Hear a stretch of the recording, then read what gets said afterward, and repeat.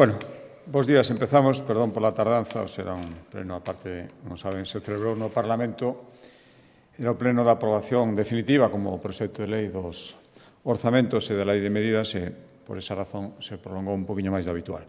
Empezo cos asuntos, deixo para o final e darei a palabra ao Consello de Facenda para explicar máis polo miúdo o acordo principal deste Consello de Asunta, pero antes lles conto outros acordos tamén adoptados hoxe importantes. O primeiro, a proposta da vicepresidencia segunda, competente en materia de urbanismo, é unha nova prórroga acordada polo Consello de Asunta e a cuarta do convenio asinado no seu día co Concello de Vigo para a elaboración do PESON, do Plan Xeral de Ordenación Municipal, logo de que a Xustiza anulase por un defecto de tramitación o PESON que estaba vixente do ano 2008, a Xunta e o Concello asinaron no ano 2017 un convenio polo que se comprometían cada parte a financiar o 50% os custes de redactar un novo plan. O calendario previsto, cando se asinou ese convenio, indicaba que o PESON teria que estar aprobado este ano, non vai ser así, polo ritmo de tramitación que está a levar o Concello, hubo que facer sucesivas prórrogas respecto do calendario de fases de aprobación que estaba feito, pero esta é definitiva.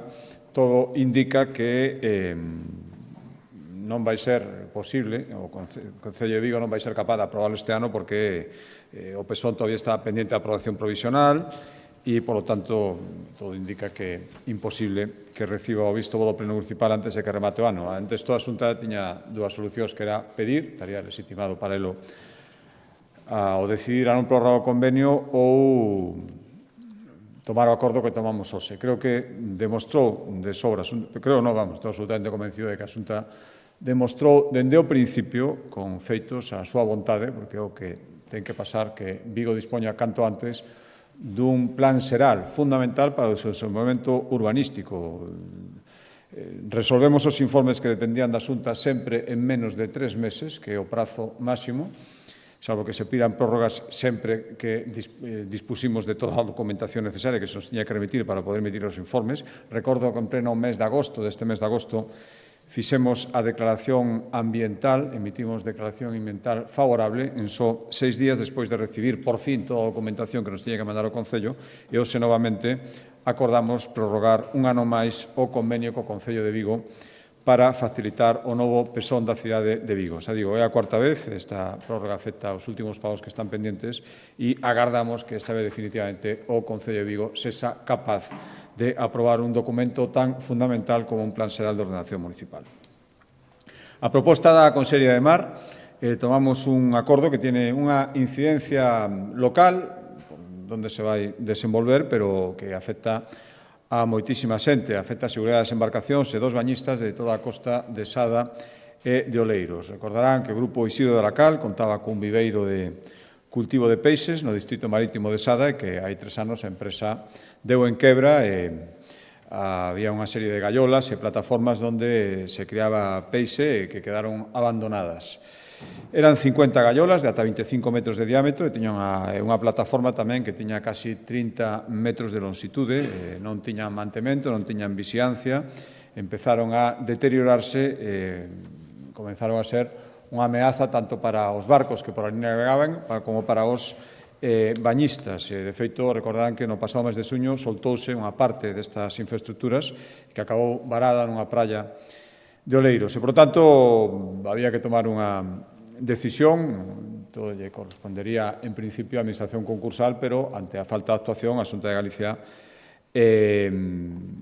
tomou hoxe o acordo, despois de facer todos os trámites previos, para aprobar a retirada e destrucción das gallolas de Isidro de la Cal que están ahora mesmo abandonadas. Por tanto, os traballos comenzarán esta mesma semana, van durar 40 días, son máis de 200.000 euros que asume a Xunta de Galicia, despois irán á masa concursal para resarcirse dos gastos ou non, resarcirse se é posible, pero que non podíamos deixar que pasara máis tempo logo de que se convertiran unha amenaza, xa digo, unha se soltou para a navegación e as persoas que acudían ás praias.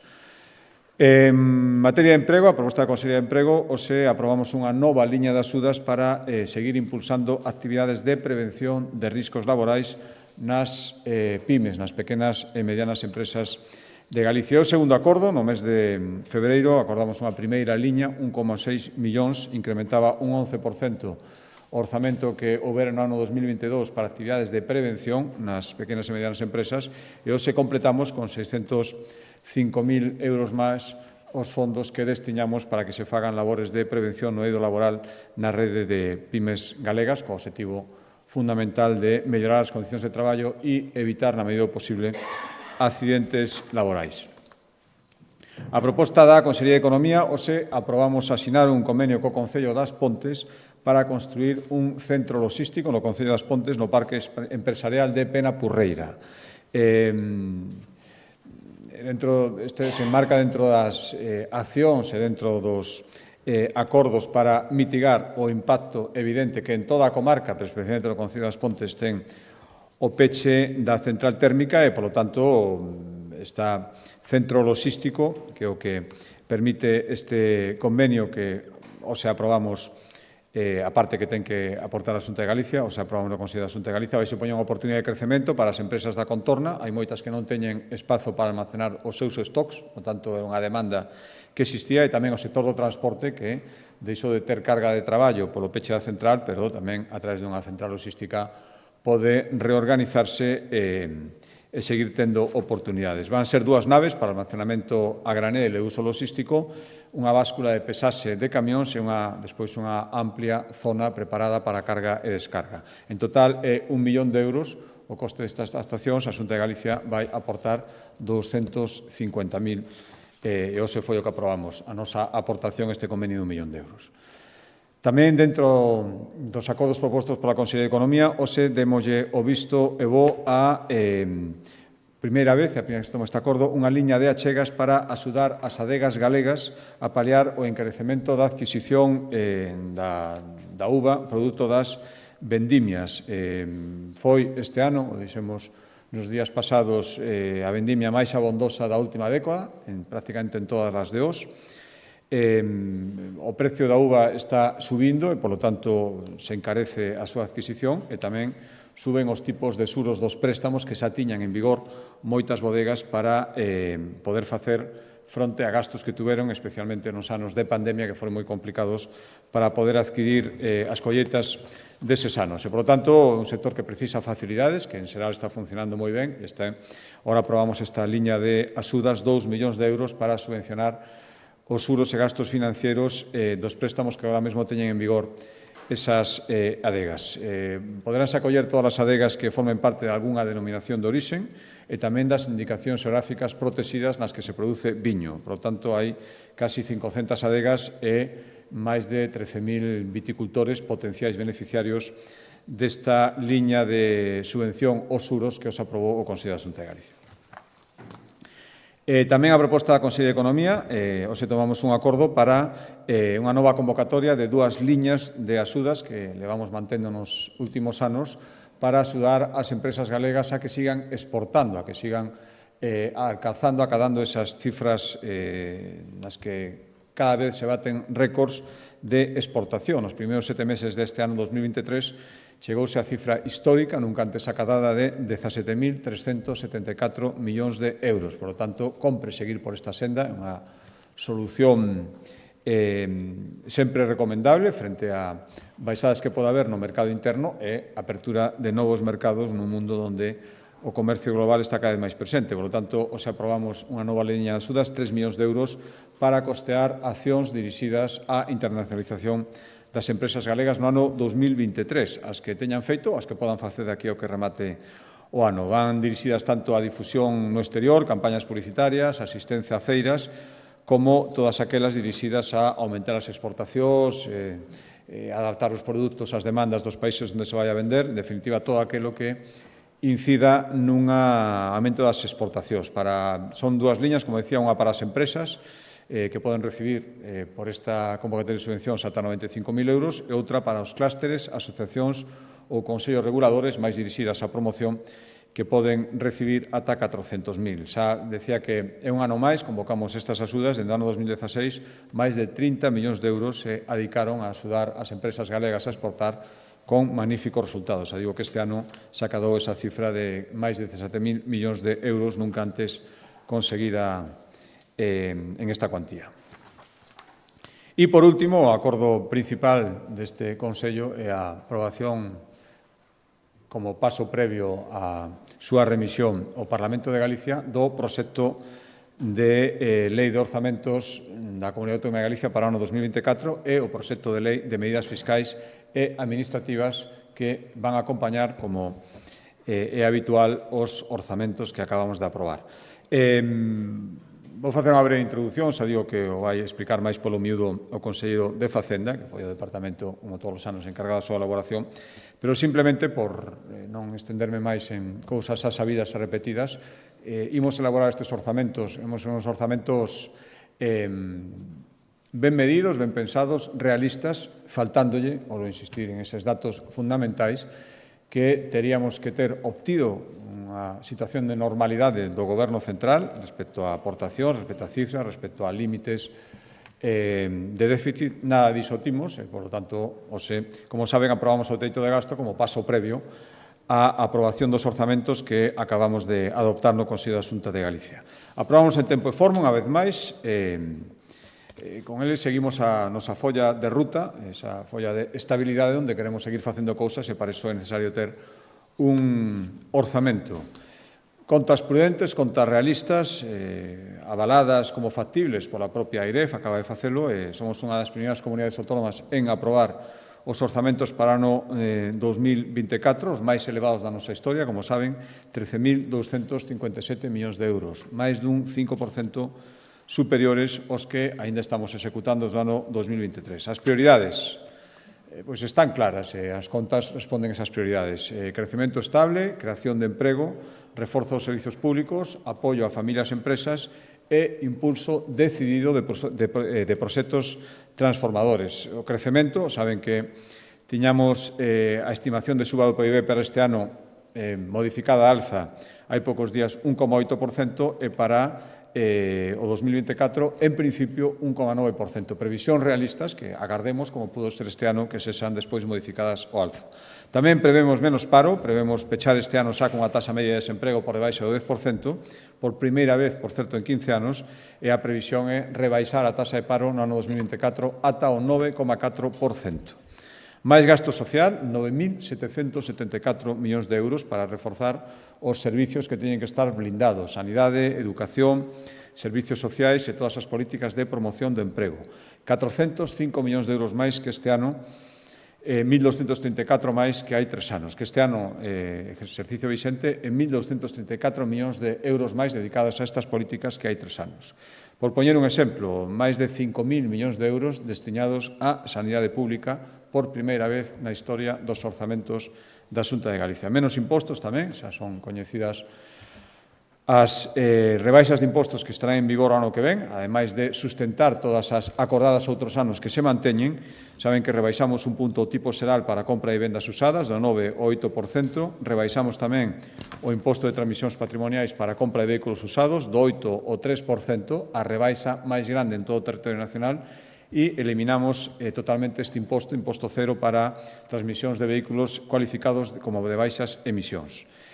Todas as medidas de aforros fiscais que soportan estes orzamentos van supoñer que os galegos e as galegas aforren nesta legislatura, cando termine esta legislatura, 1.300 millóns de euros, e ademais ímolo facer por primeira vez en 16 anos sen endebedarnos, partindo do obxectivo que non nos foi comunicado, pero o que se nos anunciara e se nos avanzara sin ninguna oficialidade é que este ano para as comunidades autónomas, non así para o Estado, que parece ser que vai a absorber, son os datos que temos a toda agora, todo o déficit concedido ao Reino de España, comunidades autónomas que nos ocupamos dos servicios básicos, o obxectivo de déficit cero, e así elaboramos, mentras non se nos comunica outra cousa, os nosos orzamentos. De feito, cando remate esta legislatura tamén imos a aforrar casi 500 millóns de euros gracias a ser a unha das comunidades autónomas de réximen común menos endebedadas, a terceira en a que menos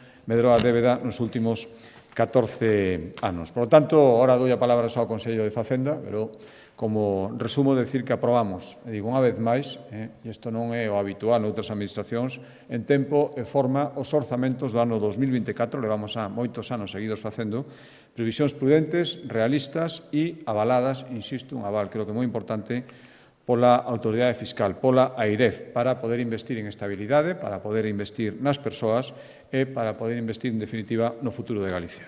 Doi a palabra agora ao Consello de Facenda para que explique un pouco máis polo miúdo os extremos máis técnicos do orzamento e despois, como sempre, queda a súa disposición.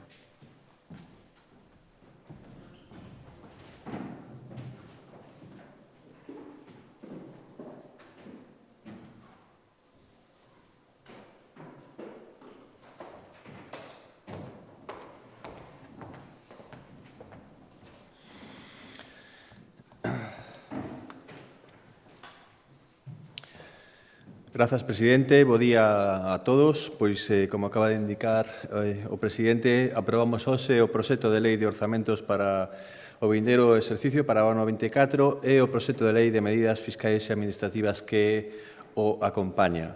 O primeiro que quixera salientar é que unha vez que temos recibido hoxe mesmo a autorización do Parlamento de Galicia para o límite de gasto non financeiro para o ano 24, de xeito inmediato, aprobamos o proxecto de lei de orzamentos cumplindo, por lo tanto, cos prazos establecidos para elo. É unha situación atípica, pero totalmente allea a este goberno, xa que tivemos que aprobar un teito de gasto, como ben saben, moito máis tarde do habitual debido á carencia absoluta de calquer tipo de información. O Goberno Central, pese a terlo reclamado, non achegou os datos que precisábamos para concretar con exactitude as entregas a conta e as liquidacións do sistema de financiamento, que, como veremos agora, son unha parte fundamental dos recursos que financian os orzamentos autonómicos nin un objetivo de estabilidade orzamentaria. Agordamos o máximo que puidemos, pero sempre dentro dos prazos para cumprir e entregar en tempo e forma os orzamentos no Parlamento. E coa aprobación do proxecto de orzamentos, hoxe por parte do Consello da Xunta, garantimos que un ano máis Galicia terá orzamentos en tempo e prazo. Tamén aprobamos o proxecto de lei de medidas administrativas e tributarias que acompaña aos orzamentos, que inclúe novas rebaixas de impostos e a consolidación das xa vixentes. Cando elaboramos un orzamento, sempre partimos do cadro macro e sempre partimos dun cadro macro prudente, porque será referencia para as nosas estimacións para que as contas sexan útiles e cribles para toda a sociedade. O noso cadro macro parte da estimación do Instituto Galego de Estatística, que ten dado mostras abondo da súa fiabilidade, xa que a realización dos datos predictivos elaborados por el vense cumprindo nos últimos anos. De feito, no ano 22, como as estimacións que acabamos de actualizar para o ano 23, melloramos as previsións iniciais de crecemento en algunhas décimas. Somos prudentes, por tanto, somos realistas e, por tanto, tamén somos cribles. Logo de que a economía galega xa recuperase o PIB prepandemia hai agora un ano, agardamos que este exercicio medre un 1,8% e que para o vindeiro se achegue a un crecemento do 2%, exactamente un 1,9%. Para o ano 24, o gasto en consumo final dos fogares recuperará tasas positivas, en concreto do 1,3%. E a formación bruta de capital, o investimento, reforzará a súa senda, a súa xa importante achega ao PIB deste ano, medrando un 3,8%. En canto ás exportacións, prevemos unha repunta importante do 4,8%, prácticamente 2 puntos máis que o presente exercicio. En canto á tasa de paro, este ano prevemos que a media do ano se sitúe por primeira vez dende hai 15 anos por debaixo do 10%, en concreto nun 9,8% de media anual de tasa de paro. E para o 24, as nosas estimacións son que a tasa media de desemprego seguirá a baixar. En concreto, outras 4 décimas ata o 9,4% de media. Con estas estimacións, Galicia encadeará 4 anos seguidos de crecemento económico dende o ano 2020, cando se interrompeu este crecemento pola pandemia, e tamén encadeará 4 anos consecutivos creando emprego, o que permitirá rebaixar ata niveis de hai 15 anos, como acabo de sinalar, a tasa de paro. A credibilidade e a prudencia deste cadro macroeconómico quedan avaladas un ano máis polo informe favorable da AIREF, a Autoridade Independente de Responsabilidade Fiscal, que as califica como factibles. En canto á previsibilidade da evolución de PIB, a noticia máis positiva para Galicia, como acabo de adiantar, é que pese a todas as incertezas que ben coñecen e que existen hoxe en día, e aínda con unha inflación máis alta do normal, é que manteremos un crecemento propio. Un crecemento que foi do 3,8% cando aínda estábamos a sair da crisis, cando estábamos recuperando o perdido na pandemia no ano 22. Pero que desde entón, desde ese ano, xa cun PIB máis alto que antes que a crise COVID, Galicia mantén un crecemento estable dun 1,8%, como dicía, este ano, e un crecemento aínda maior o ano seguinte, cun comportamento esperable, entón, ano tras ano, por enriba do anterior. Isto é moi importante, porque nun contexto de desaceleración como actual, no que os principais organismos de prospección públicos e privados lle dan a España tasas inferiores de crecemento o ano que ven en relación a este, Galicia mantén a súa senda de crecemento. Nesta diapositiva apréciase moi ben como o crecemento económico do ano 24 apoiarase na demanda interna, que achegará o 1,6%, o dobre deste ano. A demanda interna, por tanto, pasa a ser o motor do noso crecemento.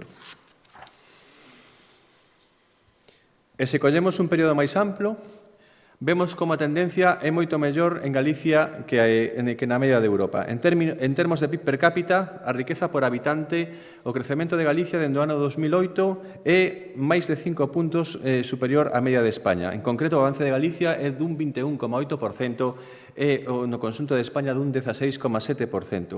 Ademais, o avance da converxencia de Galicia en termos de PIB per cápita é tamén importante deste período, de 5,3 puntos, ata situarnos no 92,9% da media española, en liña coas previsións do Plan Estratégico da Comunidade Autónoma. En canto á evolución do índice de precios ao consumo, dos prezos, que son elemento de preocupación, pese a que desde o verán voltan a repuntar, sobre todo polos combustibles, o bo funcionamento do turismo durante o verán e os alimentos, existe consenso en que o pico foi o do ano 22 e que pecharemos cunha cifra de aumento de prezos sustancialmente inferior a do ano 22, menos da metade. Pese a esta repunta dos últimos meses, pechará o ano en valores, como decía, varios puntos por debaixo do anterior, e logo de manter certa estabilidade no 24, voltaremos ao obxectivo de estabilidade ben por debaixo do 2% no ano 25. E se falamos de creación de emprego, os datos son moi positivos dende o ano 20. Entre xaneiro do ano 20 e setembro do ano 23, Galicia aumentou en 56.000 traballadores o número de ocupados. E superamos o 1.070.000 afiliados á Seguridade Social, cunha senda crecente na taxa de actividade entre 16 e 64 anos, recuperando os niveis prepandemias. É dicir, non só hai cada vez máis xente que atopa emprego, senón que tamén hai cada vez máis xente que se anima a buscar emprego e por iso aumenta tamén a taxa de actividade. Esta mellora no emprego laboral tradúcese en que o número de parados caeu de 27.000 persoas ata os 130.643. E se temos en conta a evolución da taxa de paro, vemos que sigue unha senda descendente, dende o ano 20, cando estaba no 12%. Cunha reducción de máis de 2 puntos para este exercicio, coa previsión de caer en taxa media por debaixo dos 2 díxitos. É dicir, como dicía antes, o número de parados cae en 27.000 persoas. No que refire á evolución das exportacións, tamén mostran unha senda consistente e o mellor ciclo exportador dos últimos anos. É outro aspecto no que se basea o forte crecemento da nosa economía e que quixera salientar. Nesta legislatura, ata o último ano pechado, o 22, Galicia está a consolidar o seu mellor ciclo exportador. Xa viñamos antes da pandemia, no ano 19, de cifras moi importantes, 22.300 millóns de euros.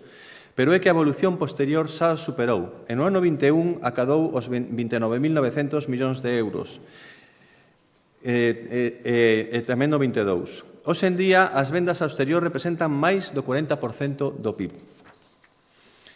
Calquera uso do recurso de endeudamento debe ser controlado e limitado, e non simplemente por un aspecto ideolóxico, senón porque nos concebimos o endeudamento como unha ferramenta para poder financiar os servizos públicos autonómicos. E, por tanto, debemos facer recurso ao mesmo cando nos momentos do ciclo de crise os ingresos non achegan recursos suficientes.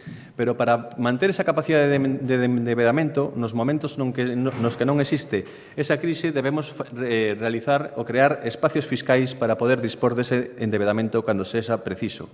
No Goberno galego temos estas dúas premisas ben claras e practicamos un endeudamento responsable que, pese a ter crecido e o fixo en todas as administracións porque soportamos dúas crises moi importantes en pouco máis de 2 décadas, é referencia en España. O resultado é que Galicia é a comunidade autónoma que menos endeudou dende o ano 2008. Neste ano pasamos de estar entre as comunidades autónomas máis endebedadas, con un ratio débeda-PIB por enriba da media, a estar ben por debaixo deste ratio. O endebedamento responsable que practica este Goberno non só para o ano 23, senón que o levamos facendo xa 14 anos, ten efectos moi positivos para os galegos de hoxe, pero tamén para as xeracións vindeiras. A nosa ratio débeda-PIB, como dicía, estaba por riba en 2008 da media de España e no 2022 está 6,7 puntos por debaixo da media española. E isto ten como resultado que se nos endebedásemos como a media das comunidades autónomas, os galegos contarían con máis de 6.000 millóns adicionais de débeda pública.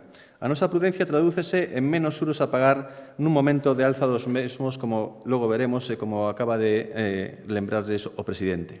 É que cada galego debe 2.230 euros menos que a media que debeda calquera habitante de outra comunidade autónoma. Co último dato coñecido do Banco de España, correspondente ao segundo trimestre deste ano, Galicia reduciu a súa ratio débeda-PIB ata o 16,7% a niveis do ano 2012.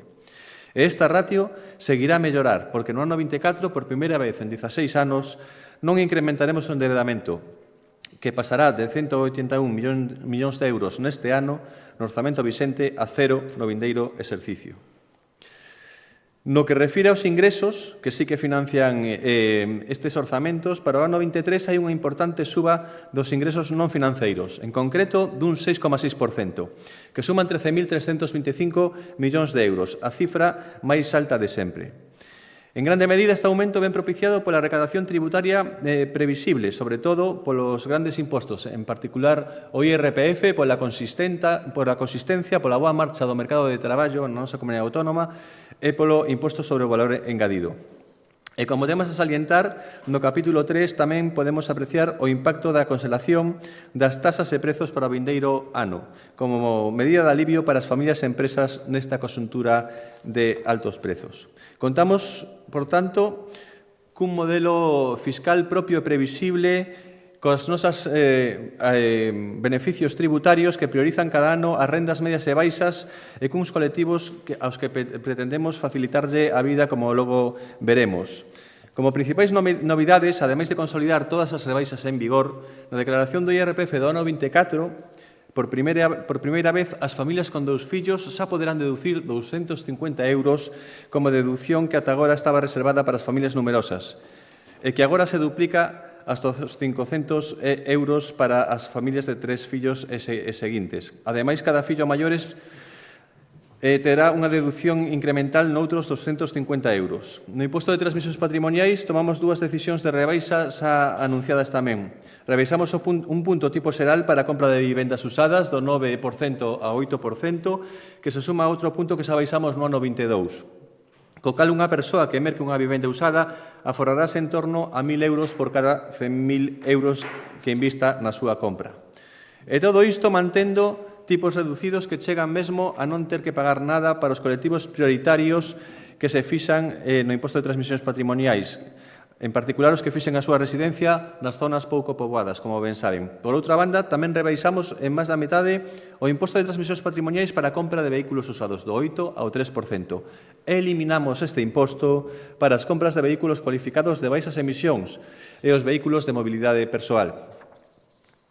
Como acabo de dicir, en Galicia o noso modelo fiscal baséase nas rebaixas tributarias que priorizan cada ano as rendas medias e baixas e que atenden de xeito prioritario aos seguintes colectivos: os mozos menores de 36 anos, as familias numerosas, as persoas con discapacidade e outros colectivos desfavorecidos, entre os que podemos atopar, por exemplo, as vítimas de violencia de xénero.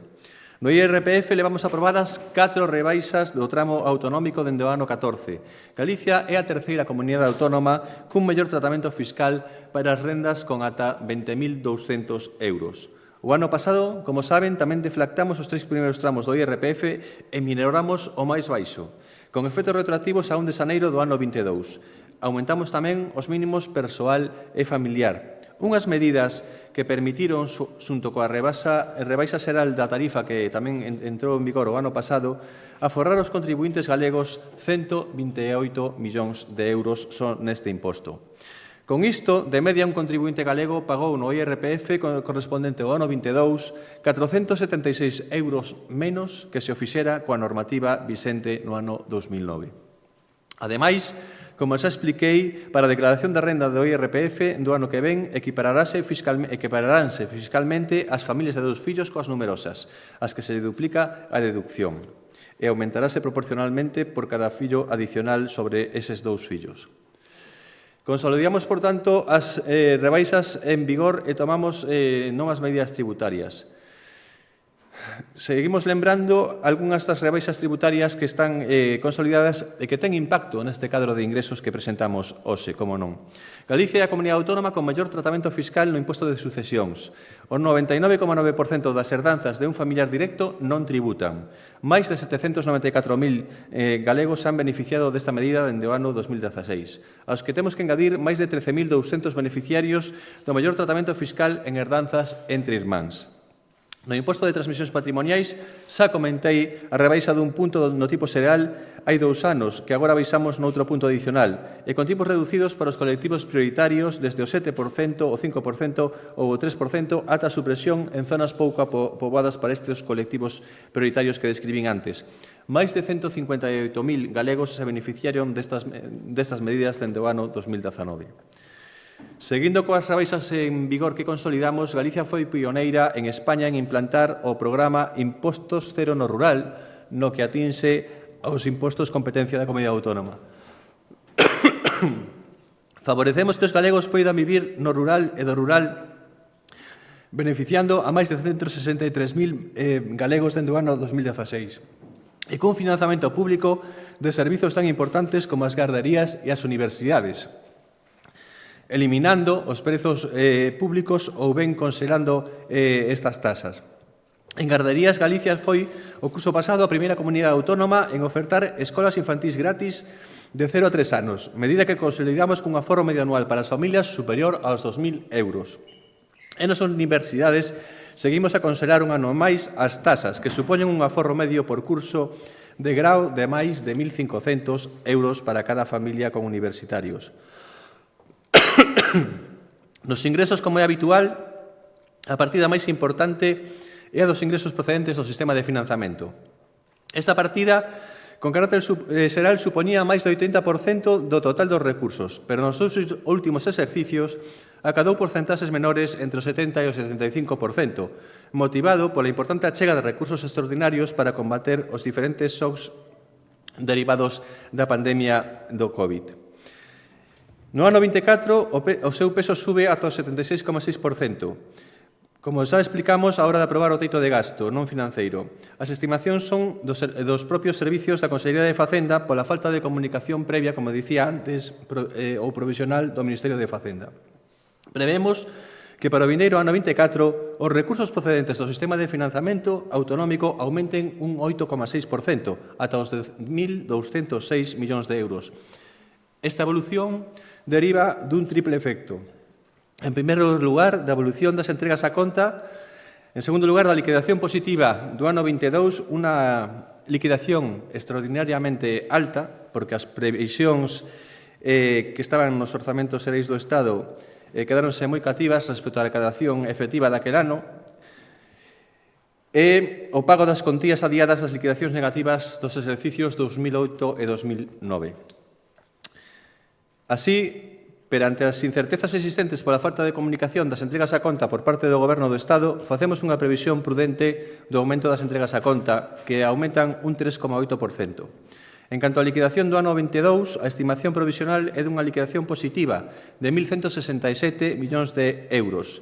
Esta sí xa baseada nos datos de recadación efectiva da Axencia Estatal de Administración Tributaria para ese exercicio 22 xa pechado.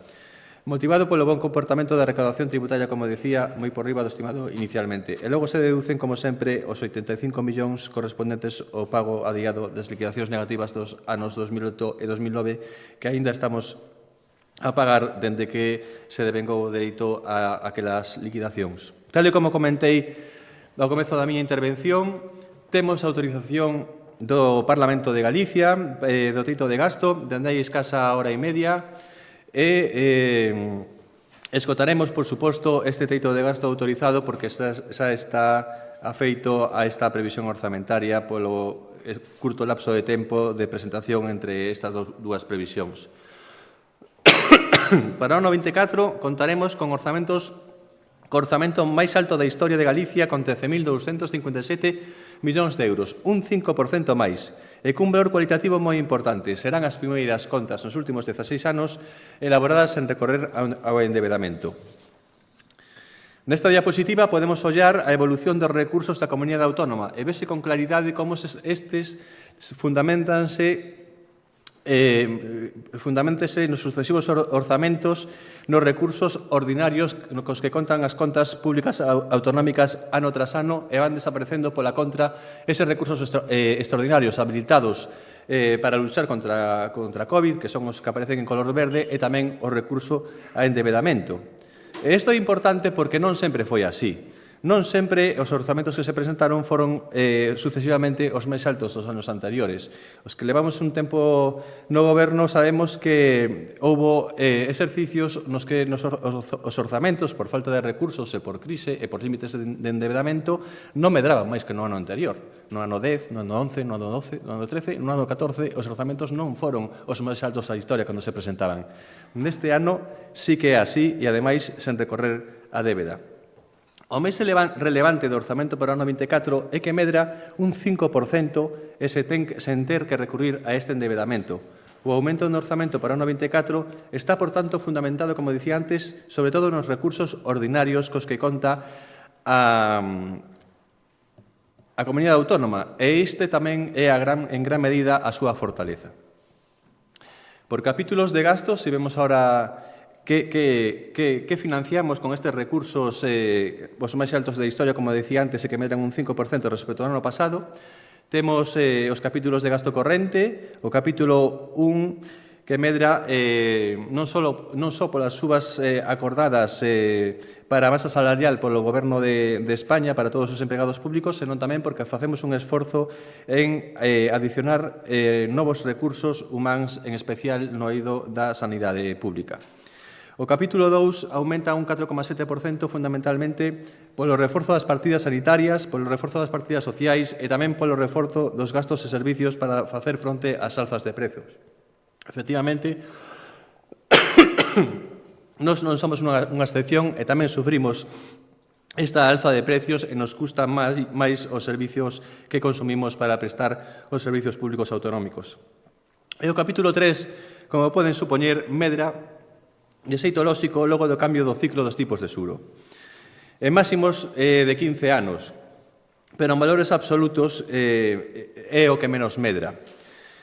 E o máis importante é que tan só representa un 1,4% do gasto non financeiro.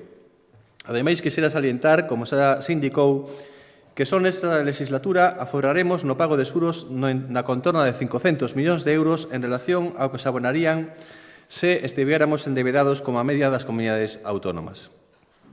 Por tanto, malia que suben os tipos de xuro, o seu peso é dos máis cativos de todos os orzamentos das comunidades autónomas, aún non coñecemos todos, pero en relación cos gastos correntes e co gasto non financeiro total. O capítulo 4 experimenta un crecemento do 4,7%. E que reflite este incremento?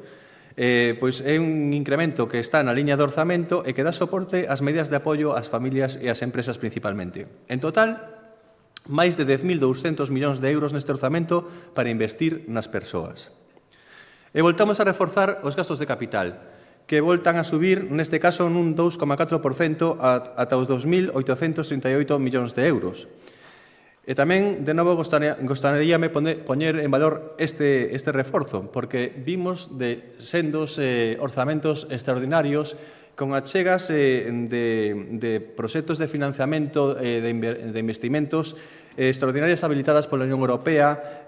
Estou a referirme aos fondos Next Generation, como saben, que supuxeron 70.000 millóns de euros para o noso país e que estuviron nutrindo os orzamentos destes últimos anos. E, por tanto, a medida que estes recursos extraordinarios están a desaparecer, pois seguir mantendo estas altas cotas de investimento ten moito mérito. En particular, neste apartado, gustaríame poñer en valor este esforzo de investidor acumulado na legislatura, pois nos últimos 4 anos, entre o 21 e o 24, a cifra de investimentos productivos supera os 10.500 millóns de euros.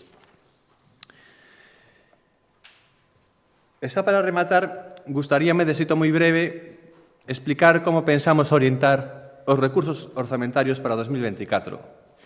En primeiro lugar, investir en estabilidade. Como decía, investir en estabilidade cunhas finanzas solventes, que non serán débeda e que consoliden os beneficios fiscais aos galegos para ser unha das comunidades autónomas cun maior tratamento ás rendas medias e baixas. Investir en estabilidade para permitir contar coa maior renda dispor para os cidadáns, aproveitando os dividendos do rigor orzamentario. E investir en estabilidade cuns menores endebedamentos acumulados das comunidades autónomas que permite chegar máis recursos para financiar políticas de gasto e menos ao pago do servizo da débeda. En segundo lugar, investir nas persoas. Investir nas persoas para reforzar os servizos públicos autonómicos e o apoio aos que máis o precisan, apostando pola modernización do Servizo Galego de Saúde, coa inclusión de novas prestacións dos servizos sociais, en especial aos maiores, e reforzando o apoio ás familias e ás políticas de vivenda. E investir nas persoas para, ademais de manter o apoio aos que máis o precisan, impulsar medidas de integración no mercado de traballo e loita contra a exclusión. En terceiro lugar, e non por iso menos importante, investir no futuro. Investir no futuro cunhas contas que sentarán as bases do crecemento e emprego futuros, fomentando o desenvolvemento dos proxectos transformadores que Galicia está a impulsar para a transición digital, ecolóxica e enerxética, aproveitando os fondos do Mecanismo de Recuperación e Resiliencia. Investir no futuro para fortalecendo a educación e a investigación, apostando pola modernización do tecido industrial.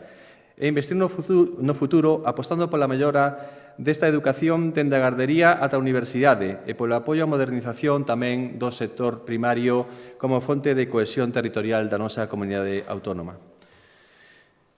Vayamos un por un. Aquí vemos varias gráficas que nos permiten ollar como estes orzamentos, como a Xunta de Galicia ven investindo en toda a legislatura esa dende hai tempo en estabilidade. Vemos como empregamos a evolución da débeda con sentidiño. Como decía antes, nas épocas de crisis, como sube o recurso á débeda, precisamente para que non se menoscaben a prestación dos servizos públicos competencia da Comunidade Autónoma, pero nas épocas de non crise, por decirlo así, como baixa ese recurso para xerar de novo espacio fiscal para novas crisis, porque as crisis, como todos sabedes, son cíclicas e debemos estar preparados para afrontalas. É o noso traballo. Entre as comunidades autónomas, por tanto, estamos entre as comunidades autónomas que menos incrementou a débeda desde 2008 por este motivo. Estamos entre as comunidades autónomas con menor necesidade de esforzo fiscal para a consolidación fiscal, porque xa estamos prácticamente en consolidación fiscal, sin facer ningún tipo de asuste. E temos os gastos en xuros nos xuros contidos, pese ao cambio do ciclo alza, como decía antes, 500 millóns de aforro na legislatura. O tamén o terceiro tramo do IRPF máis favorable para as rendas máis modestas. Isto tamén nos permite investir na estabilidade, ser competitivos na fiscalidade para as rendas medias e baixas, para continuar cunha senda ascendente tamén nos gastos financeiros.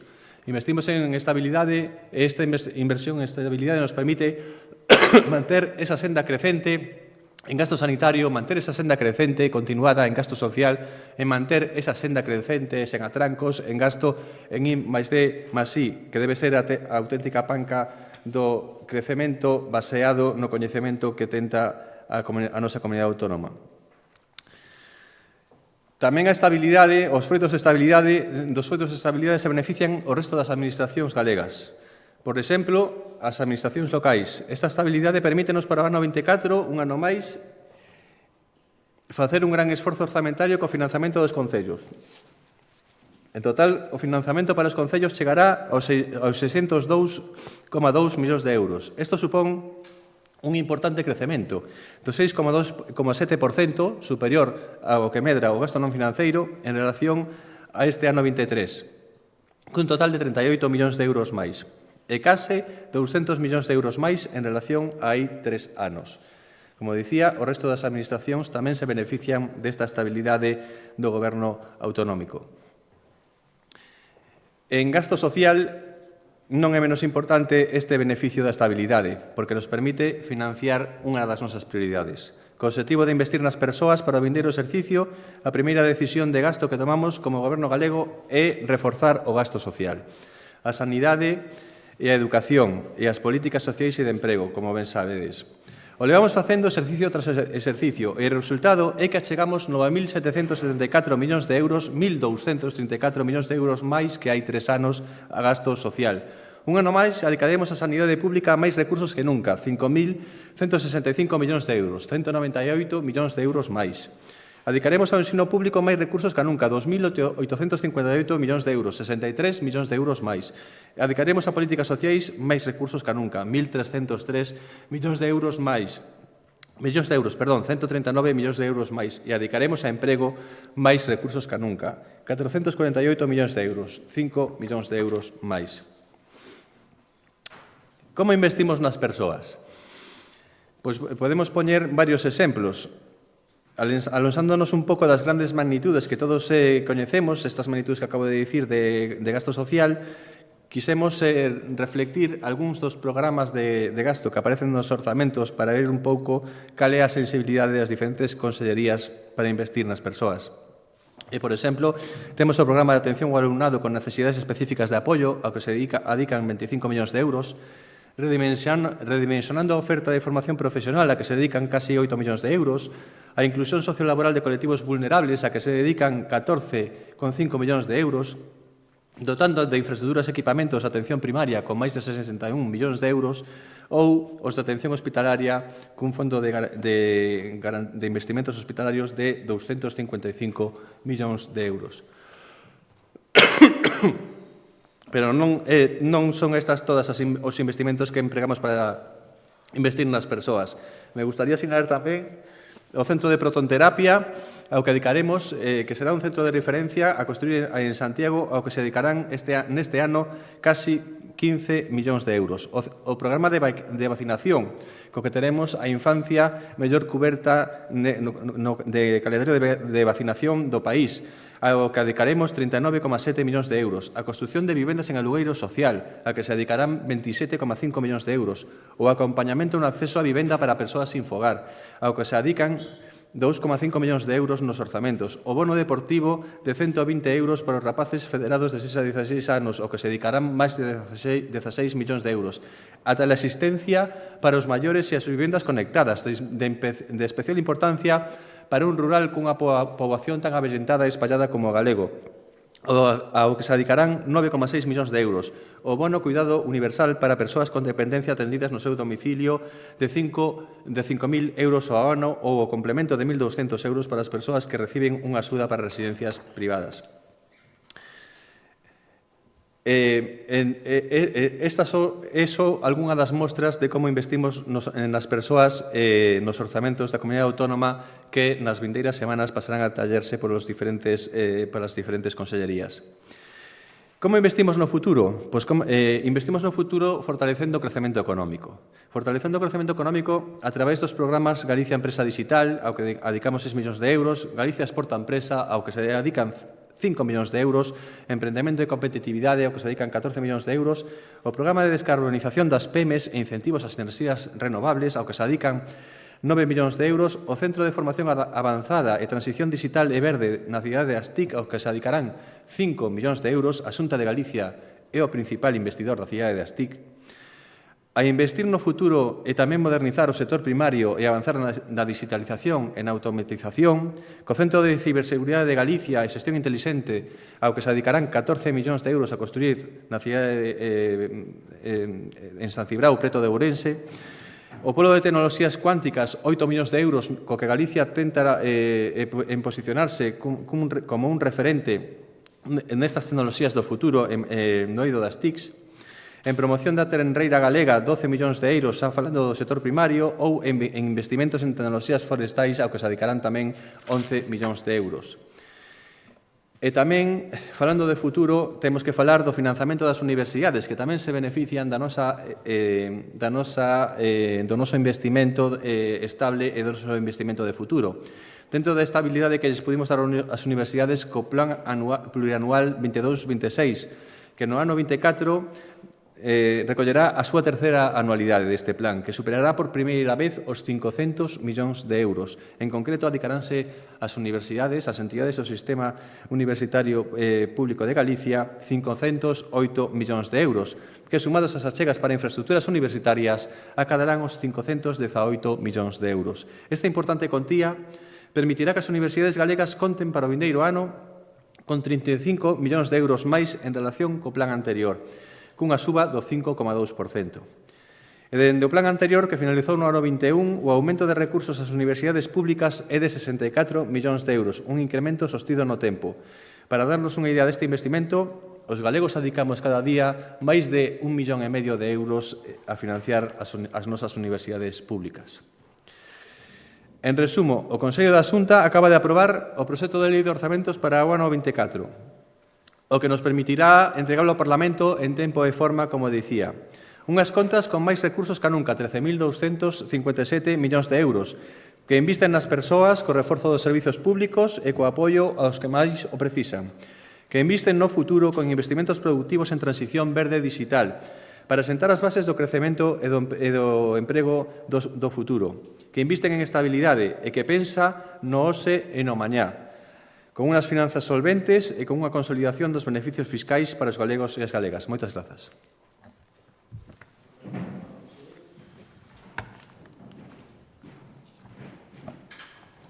Só unha cuestión, non aparecía unha cantidade consignada para o bono de 5.000 euros, os bonos de dependencia que se anunciaron.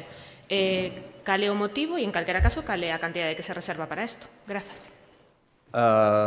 Pois non aparece porque non sei por que non aparece, pero sí que está na correspondente partida orzamentaria, non a sei de memoria, pero non sei porque, es que non sei exactamente cal é a contía, pero era fácil de determinar porque son 5.000 euros polo número de beneficiarios, está consignada na partida correspondente nos orzamentos, sí, se pode determinar.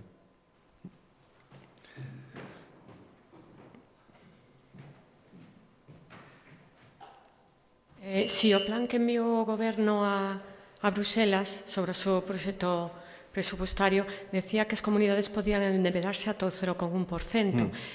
Vai a utilizar Galicia esta posibilidade e que pode implicar para a cuantía dos presupostos? Bueno, pois sí, efectivamente, un pouco, nos tentamos con estes orzamentos e con esta presentación e con cumprir cos prazos, precisamente achegar estabilidade e certezas aos galegos nun momento no que a economía e a política nacional non achegan esa estabilidade e esas certezas, non? Precisamente. E semella que precisamente esta información, tamén esta muda de objetivo realizada de feito súpeto sen avisar as comunidades autónomas, pois contribúe precisamente vayan na dirección contraria, non? Na dirección de incluir incertezas. Nos aquí estamos e hoxe mesmo se aprobou un teito de gasto e estamos a presentar os orzamentos que son coherentes con ese teito de gasto. Se definitivamente se aproba unha posibilidade de endebedamento superior, esa aprobación é oficial, porque esa nova que referías é simplemente unha proposta que non está oficializada, non existe unha convocatoria de Consello de Política Fiscal e Financeira, o Goberno non formalizou a proposta ás comunidades autónomas, nin se votou nese Consello, nin, por suposto, existe ninguna decisión normativa do Consello de Ministros, pois cando sexa así, pois xa falaremos, pero evidentemente serían novos recursos para o orzamento da Comunidade Autónoma.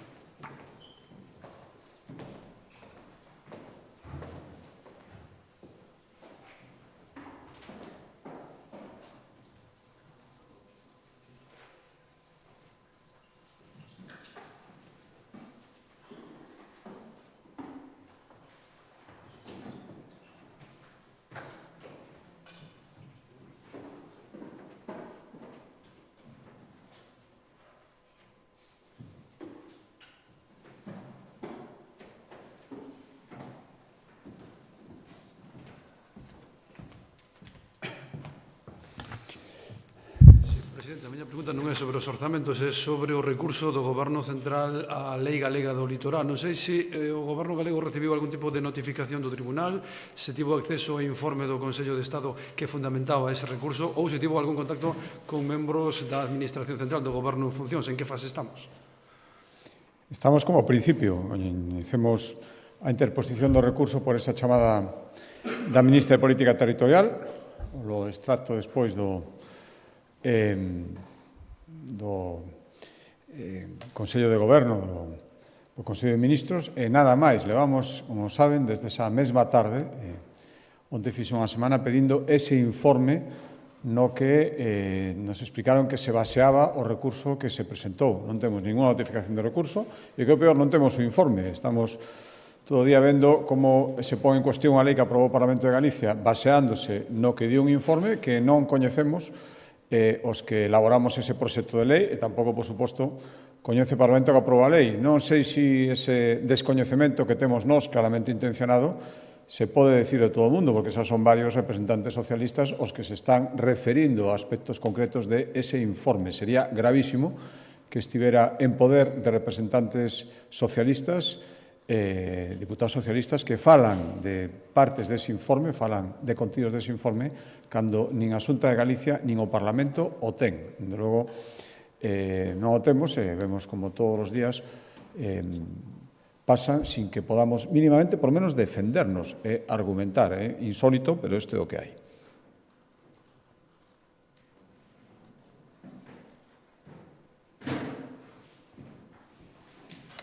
Boa tarde. Queríalle preguntar porque o PP está opoñéndose en diferentes municipios, en diferentes comunidades, nas que goberna as declaracións de zonas tensionadas para o alugueiro. Queríalle preguntar se esta é unha estrategia para tumbar esta lei de vivenda e, por outra parte, se considera que non hai motivos para declarar zona tensionada, por exemplo, na Coruña, que foi un dos concellos que o pediu, e se lle vai contestar tamén que non a Santiago, que tamén anunciou que ten intención de pedilo. E, por outra banda, quero lle preguntar a súa opinión sobre que se retire do temario para a selectividade a parte histórica da lingua galega do franquismo, que ten que ver co franquismo. Grazas.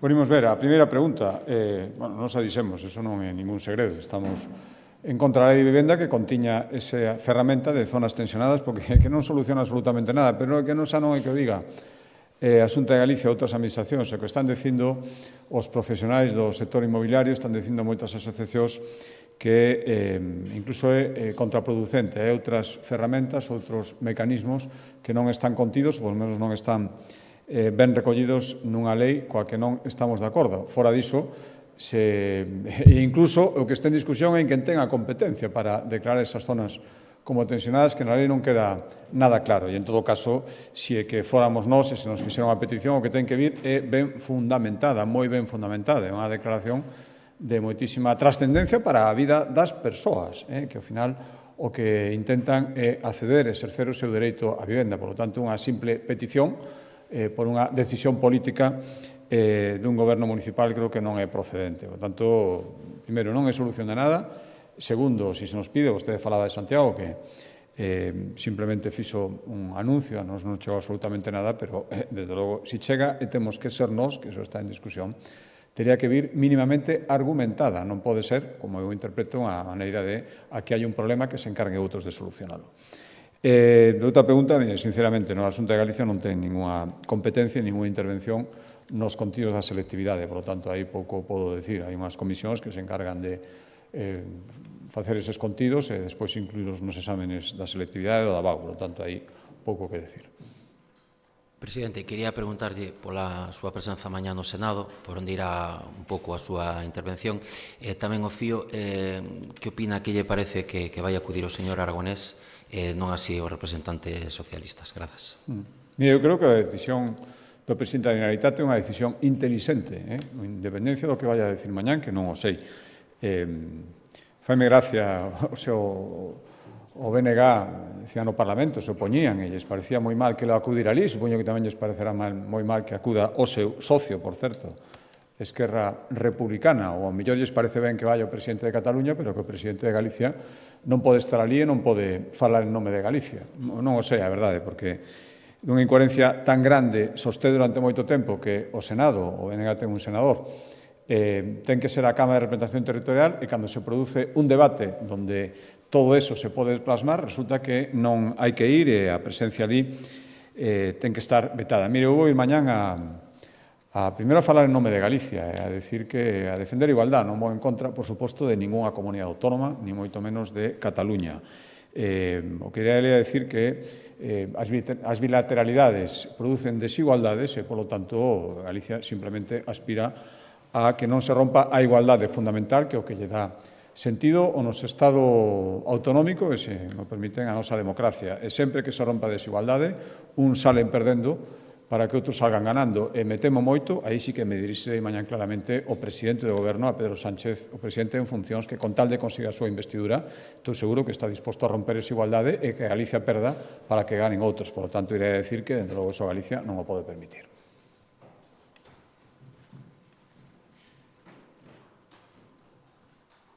Presidente, un xulgado de Santiago vende darlle razón aos veciños da Coruña polo tema da ampliación do CHOAC na Coruña. Non sei se a Xunta ten pensado recurrir esta sentenza. Sería sobre uns terreos na zona de Iris para a ampliación do CHOAC. Gracias. Sí, bueno, en principio sí. Vamos, me transmitían a sentencia coñeceuse onte, os servizos jurídicos iban a estudiar e a súa pretensión, en principio, era recurrila, pero, bueno, acabamos de coñecela. En todo caso, dende o punto de vista da tramitación administrativa e do que é necesario facer para poder executar esas obras do CHOAC, existe unha declaración posterior, estamos falando dun acto administrativo do ano 20, me parece, que é a PIA, a Proxecto de Interés Autonómico, que é todas as cuestións xurídicas que podían ser tidas, non coñezo a sentencia, pero parece ser, polo que me transmiten, poderon terse en conta para emitir esa sentencia e o recurso sí que o coñecíamos, quedan superadas con esa declaración, por lo tanto, desde ese punto de vista, e según medida de Dirección Xeral da Asesoría Xurídica da Xunta de Galicia, non habería problemas para continuar coa tramitación despois desa declaración PIA que se fixo dentro da Xunta de Galicia. Moi ben, pois moitas gracias.